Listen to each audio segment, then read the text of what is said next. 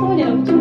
আপনি এক চিমটা খালি লবণ দিবা, দিয়ে যান গ্যাসটা অফ করে দিবা বুঝছেন। আমি আইরাম কিন্তু এক চিমটা দিবা লবণ, বেশি দিবা না।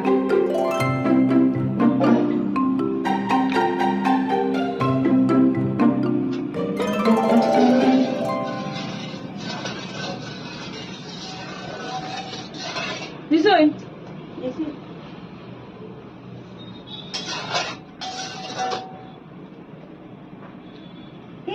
এটা কি তা করছো লবণ দিয়া?